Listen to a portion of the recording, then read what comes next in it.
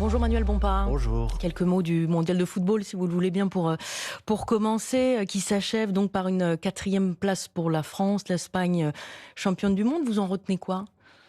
Pour l'équipe de France, j'imagine, et c'est partagé largement une déception, parce que je crois qu'il y avait eu de l'espoir, et en particulier jusqu'à la demi-finale. Sur le mondial lui-même, je peux pas quand même ne pas souligner les conditions d'organisation de ce mondial, qui m'ont posé, et ont posé, je crois, à pas mal de gens un certain nombre de difficultés, voir le président américain intervenir, y compris dans des décisions sportives, intervenir auprès de la FIFA pour demander, par exemple, l'annulation de la suspension d'un joueur, interdire certains maillots d'équipe ou poser des difficultés à certaines équipes ou à certains arbitres. Je pense que là, on a quand même franchi des limites qui sont, à mon avis, absolument inacceptables. Et moi, je forme le vœu que des conclusions soient tirées quand même de l'organisation de cet événement. C'est-à-dire mieux encadré, protégé par rapport à des ingérences politiques ? Des ingérences politiques. Le principe d'une compétition sportive, ça ne peut pas être que le président d'un des pays d'accueil vienne intervenir dans les modalités sportives de la compétition. Donc je trouve qu'on devrait, et la France en tout cas, devrait réagir, interpeller la FIFA pour se poser la question de quelles sont les garanties que l'on se donne pour que sur ce type de compétition sportive, elle soit protégée de cette forme, ce type d'ingérence. C'est pas un vœu pieux, ça, Manuel Bompard, parce qu'on voit bien que ça ne fait ni chaud ni froid à la FIFA, par exemple, tout ça. Oui, mais la France, comme d'autres pays dans le monde, est partie prenante de la FIFA. Donc c'est un vœu pieux si aucun pays n'assume une certaine forme de rapport de force. Et vous avez raison de dire que pour l'instant, je n'ai entendu, y compris de la part des autorités françaises, aucune protestation. Et je le regrette. Manuel Bompard, on vous reçoit pour parler également de la loi d'urgence agricole mise au vote ce soir à l'Assemblée. Vous allez voter contre ces mesures. Certaines sont très attendues par les agriculteurs. Écoutez, la loi telle qu'elle est sortie de la commission mixte paritaire qui a eu lieu la semaine dernière, je rappelle, le texte a été examiné à l'Assemblée nationale. Il a été examiné ensuite au Sénat. Il y a une commission mixte paritaire et l'Assemblée nationale est aujourd'hui appelée à se prononcer sur ce texte. C'est un texte qui est extrêmement dangereux et qui est absolument inacceptable. D'autant plus dans le contexte que l'on vit depuis maintenant plusieurs semaines d'aggravation de la crise climatique. C'est un texte qui, on va en parler sans doute, qui réautorise notamment de nécotinoïdes.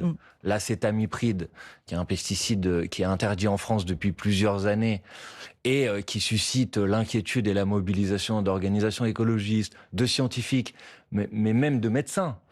Qui disent, le Conseil de l'ordre des médecins, qui dit mais c'est absolument fou de faire ça, c'est-à-dire de réinstaurer un pesticide sur lequel il y a globalement un consensus scientifique pour dire qu'il est dangereux pour l'être humain, dangereux pour la biodiversité. Je rappelle qu'on parle quand même d'un président de la République et d'une majorité qui, dans les premiers mois de son premier quinquennat, avait pris position sur notamment l'interdiction des glyphosates. Donc se poser la question de l'interdiction d'un certain nombre de produits dangereux. Alors, terminer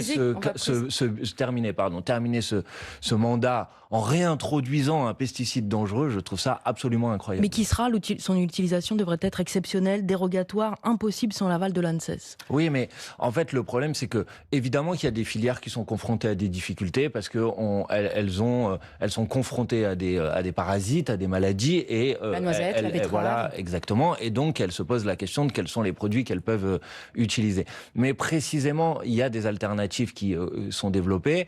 L'INRAE sortait il y a quelques mois un rapport disant il y a des alternatives qui existent, mais on a besoin de les encourager. Elles ne sont pas suffisantes, pas assez efficaces d'après les cultivateurs. Justement, le problème c'est que plus vous restez enfermé dans un modèle de l'utilisation de la chimie et notamment de ces pesticides dangereux, et moins vous favorisez le développement de ces alternatives. Donc qu'il y ait des filières qui soient dans la difficulté, je pense que personne ne le conteste, mais précisément il faut les accompagner pour pouvoir utiliser des produits qui ne sont pas des produits dangereux pour la santé et la biodiversité. Les accompagner financièrement, les accompagner en matière de recherche et surtout, et nous avions réussi à le faire voter dans la version initiale de cette loi à l'Assemblée nationale, il ne faut pas les soumettre à une concurrence européenne qui est déloyale, parce que ce qui est absolument incompréhensible, c'est que le produit est interdit en France et de mon point de vue c'est une bonne chose, mais il est autorisé dans le reste de l'Union européenne. Donc nous avions fait voter un amendement pour dire on n'importe pas en France des produits qui sont produits ailleurs dans l'Union européenne en utilisant des pesticides interdits en France. Est-ce que vous demandez... Au Sénat, ils ont retiré cette disposition. Donc je me permets de dire que les alliés des agricultrices et des agriculteurs à mon avis, ils sont plutôt de ce côté-là parce que précisément, ils refusent de les soumettre à cette concurrence déloyale. Est-ce que vous demandez au gouvernement de refaire un amendement de dernière minute ce soir devant l'Assemblée pour retirer cette autorisation de néonicotinoïdes? Je demande au gouvernement, si vous me demandez ce que je demande au gouvernement, c'est de renoncer à cette loi. Parce que, à l'intégrité de la loi, si la mesure est supprimée, vous ne la votez pas malgré tout? Mais non, mais en fait, parce qu'il n'y a pas que ça dans cette loi. Il y a d'autres mesures qui sont des mesures extrêmement dangereuses. Développer et favoriser ce qu'on appelle l'élevage intensif en supprimant des limites de taille aujourd'hui pour favoriser des giga-exploitations agricoles. Enfin, je ne sais pas si les gens réalisent à quel danger on est aujourd'hui des problèmes climatiques, des problèmes sur la biodiversité. Cette loi, si elle devait être votée, elle va créer une guerre de l'eau sur les usages en eau, alors qu'on est confronté à des situations de sécheresse. On sait que le manque en ressources en eau va être un des défis majeurs pendant les prochaines décennies. Et vous avez un gouvernement qui ne trouve rien de plus intelligent que de mettre une loi qui, en gros, va mettre les agences de l'eau sur tutelle du ministère de l'Agriculture, comme si en toutes circonstances, c'est l'agriculture qui devait être prioritaire sur les usages en eau. C'est la question des bassines pour les agriculteurs. Seulement, et là-dessus, il y avait eu l'aversion demandée par les sénateurs de droite. Ce sont eux qui ont mis ces mesures. Beaucoup de choses là-dessus, oui. Des mesures. Certaines ont été retirées, pas toutes. Voilà. Et il y a eu une sorte de consensus, non si vous considérez la fameuse réunion entre les sénateurs et les députés, et qui a davantage encadré cette possibilité de faire des bassines, ça vous convient? Non, il n'y a pas eu de consensus. Le Sénat avait aggravé la loi dans des proportions absolument considérables. La commission mixte paritaire, sur certains sujets, est revenue plus proche de la version de l'Assemblée nationale que nous avions contestée. Pour que les agriculteurs ne soient pas forcément prioritaires sur les autres usages, par exemple. Bah oui, mais enfin ça me paraît quand même. Mais il y a encore des choses extrêmement problématiques dans le développement des méga bassines, dans le fait de mettre des contraintes aux agences de l'eau qui sont absolument inacceptables. Écoutez, si vous considérez que quand les macronistes et LR se mettent d'accord, ça fait consensus dans la population française, je pense que vous vous trompez. Ça fait absolument pas consensus. Et cette loi, évidemment, je la rejette et je la combats. Est-ce que ça veut dire pour autant qu'il faut pas de mesures pour aider nos agricultrices et nos agriculteurs? Évidemment non, mais pas celle-là.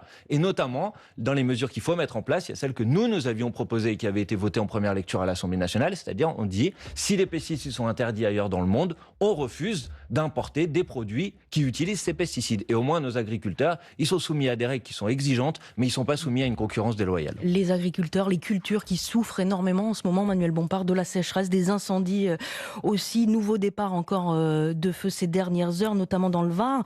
Est-ce que le gouvernement vous paraît à la hauteur? Est-ce que tout ça a été anticipé? Alors je distingue juste deux choses. Premièrement, vous avez raison de dire que la sécheresse, elle fait souffrir en particulier nos agricultrices et nos agriculteurs. Et là, je pense qu'il y a des réponses politiques à apporter à ça. Et notamment, ce que nous avons proposé, c'est de décréter un état de catastrophe naturelle qui donne droit pour les agricultrices et les agriculteurs à des indemnisations pour la sécheresse en ce moment, vous voulez dire? Oui, quand en raison des sécheresses, ils se retrouvent dans des cultures qui sont des cultures qui sont ravagées en quelque sorte par cette situation. Ça, c'est la première chose. Ensuite, vous m'avez posé la question sur les incendies. Je pense que d'abord, il faut saluer évidemment l'engagement de nos sapeurs-pompiers qui sont mobilisés de manière considérable depuis plusieurs semaines. Maintenant, vous me posez la question du gouvernement. Je ne peux pas vous dire que le gouvernement n'a pas une responsabilité dans le manque d'anticipation, le manque de planification, l'impréparation à laquelle on est confronté aujourd'hui. Quoi en particulier? Je vais vous donner deux exemples.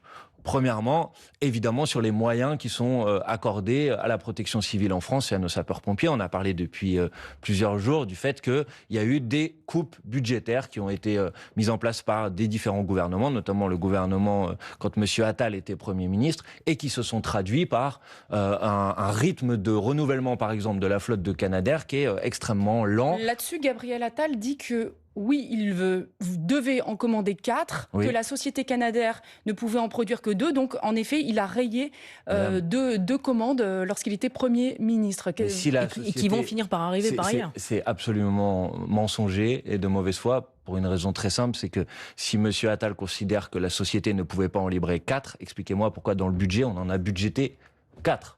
Je veux dire, à un moment, c'est un argument qui, évidemment, ne tient pas la route. Monsieur Attal cherche en quelque sorte, à se défausser de ses propres responsabilités. Ensuite, oui, c'est vrai, vous avez raison, ça va arriver. Un jour, peut-être. Sous réserve. 2028. Sous réserve que la société canadienne, A priori, qui va c'est être 2028. soumise à pas mal de commandes, ne dise pas moi je vais prioriser, là par exemple, le Canada, ce qui est une possibilité, ce qui pose une question y compris de souveraineté. Donc nous avions défendu un certain nombre de propositions. D'abord, nous avions contesté ces coupes budgétaires et puis surtout, nous avions soutenu et nous continuons à soutenir l'idée qu'il fallait développer une filière française de production de ce type. Et ça, tout le monde le d'avions. dit, mais vous avez développé une filière mais publique, moi, vous madame, allez mettre je de suis l'argent public là-dedans. Je suis favorable. Tout le monde le dit, madame. Moi, je suis pas aux responsabilités depuis 10 ans. Et ceux Oui, qui mais sont vous en en responsabilité démissionnez de depuis l'être. 10 ans, manifestement, ils n'ont rien fait sur ce sujet. Donc aujourd'hui, ils peuvent le dire. Mais comment on peut les croire, sachant qu'ils ne l'ont pas fait? Donc ça, c'est la première chose. Et puis la deuxième chose dont on parle jamais, c'est que la question, la manière avec laquelle on s'occupe et on gère la forêt est une question politique. Est-ce qu'on gère la forêt pour qu'elle soit particulièrement résistante au risque d'incendie? Or, par exemple, les gouvernements successifs d'Emmanuel Macron ont divisé par 5 le budget, par exemple, de l'ONF. Donc, à un moment, tout ça, ces coupes budgétaires dont on parle à longueur de mois, ça a des conséquences très concrètes. Une forêt qui est moins résistante aux incendies et des moyens de protection civile qui sont insuffisants. Et ça ne remet nullement en cause l'engagement de nos pompiers que je veux absolument saluer. On va évoquer la présidentielle, justement, Manuel Bompard, dans une minute, le temps du fil info, puisqu'il est 9h moins le quart et c'est avec vous, Marie Marty-Rossian. 111 interpellations en France, indique le ministre de l'Intérieur Laurent Nunez, alors que les incendies ont ravagé un peu moins de 40 000 hectares depuis le début de l'année dans l'Hexagone. Des centaines de pompiers sont toujours mobilisés dans le Var, où l'incendie est parti dans les communes de Tarado et des Arcs. Il n'est pas fixé, même s'il évolue favorablement. 10 maisons ont été brûlées. Un arrêté municipal pris par la commune de Mayoc dans le Tarn pour interdire au public l'accès au chemin de l'Obre. C'est là que des ossements ont été retrouvés. Ils appartiennent bien à Delphino Saguel, disparu fin 2020. Son mari Cédric Jubilard a reconnu être à l'origine de sa mort. Le secrétaire d'État américain Marco Rubio appelle la communauté internationale à faire pression sur l'Iran pour protéger, dit-il, le transport maritime dans le détroit d'Ormuz. Les affrontements se poursuivent entre les États-Unis et l'Iran. Des frappes américaines ont visé la ville de Boucher où se trouve une centrale nucléaire. Et puis l'équipe nationale espagnole de football attendue cet après-midi à Madrid après le sacre hier de l'Espagne 1-0 face à l'Argentine en finale de la Coupe du Monde. Les joueurs seront reçus par le roi et par le Premier ministre avant un défilé dans les rues de la capitale pour célébrer avec leurs nombreux supporters. France Info. Le 8h30 France Info, Audrey Tizon, Marie Bernardo. Et nous sommes toujours avec Manuel Bompard, coordinateur national de la France Insoumise, député des Bouches-du-Rhône. Faut-il censurer les artistes qui ne pensent pas comme vous ? Ça dépend. Censurer, non, évidemment, mais on a le droit. Je crois que vous faites référence au concert de Barbara Bush à Grenoble qui a dû être interrompu hier. À Grenoble. D'abord, la censure ne fait pas partie personnellement de mon vocabulaire, mais là, en l'occurrence, on ne parle pas de censure, on parle d'une manifestation d'une protestation pacifique pendant d'un appel au boycott qui vient de l'une de vos sections de la France Insoumise. D'abord, un appel. D'abord, on parle d'un concert qui est organisé par une municipalité. Et vous avez des élus insoumis qui ont pris position contre l'organisation de ce concert. Ensuite, la municipalité de Grenoble a décidé de maintenir ce concert et il y a eu une protestation pacifique, à ma connaissance. Pas tout à fait pacifique, Manuel Bompard, pas tout à fait. Et en tout cas, s'il y a eu des choses qui sortaient du cadre pacifique, je les désapprouve absolument. Mais par contre, le fait qu'on puisse avoir une protestation pacifique contre des prises de position politiques d'une artiste, parce que c'est de ça dont il s'agit. De Barbara Bush, la Budgette, qui a signé une tribune de soutien à la proposition de loi de Caroline Yadan sur les formes renouvelées de l'antisémitisme. C'était ça le nom du texte. C'était le nom, c'était pas Voilà, l'objectif. donc Barbara Bush, quand elle signe une tribune qui est... je pense que vous l'avez lu, cette tribune. Il y a quelque chose de choquant dans ce qu'elle a signé ? Je pense que... Lutter contre les nouvelles formes de l'antisémitisme. Mais d'abord, je pense que c'est une prise de position politique d'appuyer et de soutenir une loi dont, encore une fois, le titre ne représente pas le contenu de la loi. Donc évidemment que signer une tribune pour condamner l'antisémitisme n'a rien de choquant. Je pense que tout le monde d'ailleurs devrait signer des tribunes pour lutter contre l'antisémitisme. Donc le sujet n'est pas celui-là. Le sujet est une prise de position politique en faveur d'une loi, une loi qui était combattue, contestée, y compris par exemple par des organisations internationales liées à l'Organisation des Nations Unies. Manuel Bompard, est-ce que ça vaut boycott et insulte? Ça vaut la possibilité. Insulte lors d'un concert.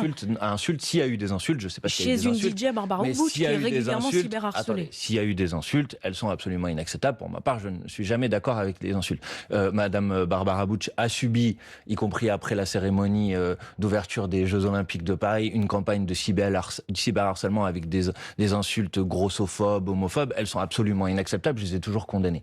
Une fois ceci dit, ça n'enlève rien au fait qu'elle a décidé de prendre une position politique et que je peux comprendre que cette position politique puisse générer une protestation à partir du moment où cette protestation est pacifique. De la part de votre section locale à Grenoble, de la France Insoumise, qui a appelé au boycott depuis plusieurs semaines. Il y avait des insoumis, il y avait des militants. Évidemment, il n'y avait pas que ça, il y avait des militants de la cause palestinienne. Maintenant, le débat sur le boycott des événements culturels, vous savez, c'est un vieux débat en France. Je me rappelle qu'au moment de la lutte contre l'apartheid, dans les années 80, il y avait des initiatives, des protestations dans certains concerts d'artistes qui continuaient à avoir des liens avec le régime d'apartheid en Afrique du Sud. Vous qui avez notamment défendu le rappeur. C'est absolument inacceptable. Si, c'est pourquoi ? Qu'est-ce qu'il y a de différent ? Je veux dire, le régime d'apartheid d'Afrique du Sud était condamné par la réglementation internationale, par la législation internationale. Oui, mais en l'occurrence, c'est pas le sujet. Encore une fois, le sujet n'est pas qu'elle ait signé une tribune contre l'antisémitisme. Encore une fois, que je vous le redis, si vous voulez signer des tribunes contre l'antisémitisme, il ne faudrait pas faire que signer des tribunes d'ailleurs. Je pense qu'on pourrait faire bien davantage en termes de politique de lutte contre l'antisémitisme. Ça doit être une priorité pour le pays. Mais détourner la lutte contre l'antisémitisme pour empêcher ou criminaliser la contestation des actes qui sont commis par le gouvernement israélien aujourd'hui, c'est autre chose. Donc vous validez qu'on interrompe un concert avec des cris Free Palestine très forts et qu'il y a nécessité d'arrêter le... Oui, mais il faut faire attention à ce qu'on... Je vous pose la question, est-ce que vous validez la démarche ? Est-ce que vous auriez manifesté et fait ces cris Free Palestine devant ce concert, ce qui a amené à son interruption? Moi, j'aurais pu participer à des événements de soutien avec le peuple palestinien, mais en l'occurrence, ne dites pas qu'ils ont interrompu le concert, c'est pas ce qui s'est passé. Le concert a eu lieu pendant si j'ai bien entendu, pendant une trentaine de minutes, et au bout d'un moment, les autorités... Ça a dû être interrompu parce que ça devenait dangereux pour les autorités ont décidé, et elles ont pris une décision, d'interrompre ce concert. Mais personne ne l'a interrompu, et encore une fois, je vous le dis, je comprends des protestations pacifiques contre ce type de prise de position politique. Manuel Bompard, vous faites la campagne de Jean-Luc Mélenchon. Jean-Luc Mélenchon qui, vis-à-vis de la candidature de Marine Le Pen, dit « je m'en fous ». Ah oui, vraiment ? Il a dit « je m'en fous que ce soit Madame Le Pen ou Monsieur Bardella ». Mais vraiment, ils s'en foutent que ce soit Madame Le Pen, son adversaire pour la présidentielle ? Je pense que le Rassemblement, en tout cas, la favorite des sondages. Quel que soit son candidat, le Rassemblement national est notre adversaire, et que ce soit Madame Le Pen ou Monsieur Bardella, nous avons bien l'intention de les battre tous les deux. Voilà, c'est, je pense, globalement le message qu'a voulu faire passer Jean-Luc Mélenchon en utilisant cette expression. Et pourquoi les battre ? Parce que le projet politique, le programme politique qu'ils défendent dans cette élection présidentielle est dangereux pour le pays, est une escroquerie d'un point de vue social. Je rappelle qu'on parle d'une formation politique qui s'est prétendue pendant de longues années comme étant en défense des catégories populaires et qui aujourd'hui aligne son programme sur les intérêts du MEDEF et du grand patronat. Est-ce que vous savez qu'il y a quelques mois à l'Assemblée nationale, le Rassemblement national a refusé de voter une loi pour lutter contre les cancers pédiatrique parce qu'il y avait une taxe de 0,1% sur l'industrie pharmaceutique. Voilà, on parle de ces gens-là. Donc oui, ces gens-là, il faut les combattre politiquement, et que ce soit Madame Le Pen ou Monsieur Bardella, ce sera la stratégie de la France Insoumise ? Ce sera viser le Rassemblement national ? La stratégie de la France Insoumise, c'est d'abord de défendre son propre programme, parce que le pays aujourd'hui est confronté à des défis qui sont immenses, gigantesques. Enfin, l'été qu'on est en train de vivre, je pense, montre à quel point, par exemple, ce défi-là, de la transition, de la lutte contre l'urgence climatique et environnementale, doit être un défi majeur. Et nous, on a des propositions politiques à faire, la planification écologique, le développement de ce qu'on appelle des écorégions pour organiser le pays, pour qu'ils soient en capacité de faire face à cette urgence climatique, en fait partie. Mais je pourrais parler du nombre de pauvres qui ont atteint un record qu'on n'avait pas atteint en France depuis les années 70, et donc de la nécessité d'avoir une politique de partage de la richesse et de redistribution de la richesse. Je pourrais parler de l'impasse de la Ve République et de la nécessité de passer à la Sixième République, ou du fait que la parole de la France a été tellement réduite sur la scène internationale qu'il faut la restaurer. Voilà, par exemple, pour vous donner quelques priorités. C'est d'abord là-dessus qu'on fera campagne, évidemment. Que nous détaillerons donc toutes ces mesures. Avec on aura l'occasion d'en reparler. Manuel Bompard, merci d'être passé par le 8h30 France Info ce matin, coordinateur national de la France Insoumise. Il est 8h53.